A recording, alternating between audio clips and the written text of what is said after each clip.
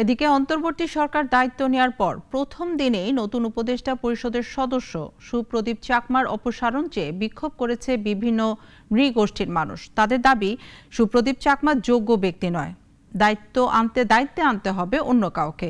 দুপুরে প্রধান উপদেষ্টার কার্যালয়ের সামনে বিক্ষোভ করেন তারা। জয়ন্ত কর্মকারের আরও একটি রিপোর্ট।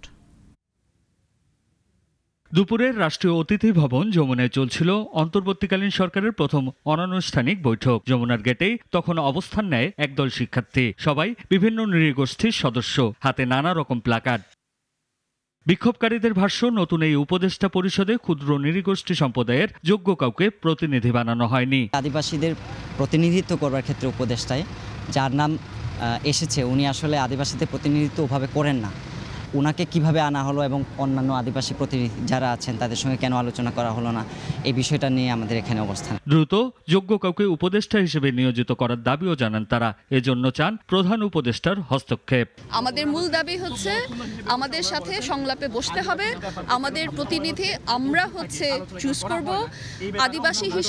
আদিবাসী হিসেবে আমাদের সেই অধিকারটুকু আছে যে আমাদের কোন প্রতিনিধি সরকারে যাবে, কোন ব্যক্তিত্ব আমাদেরকে রিপ্রেজেন্ট করবে সরকারে। পরিবর্তন চাই সবার জন্য, শুধুমাত্র বাঙালির জন্য হলে তো হবে না। পরিবর্তন আমরাও চেয়েছি, সংস্কার তো আমরাও চেয়েছি, তো একপাক্ষিক পরিবর্তন সংস্কার পেলে তো হয় না সেটা।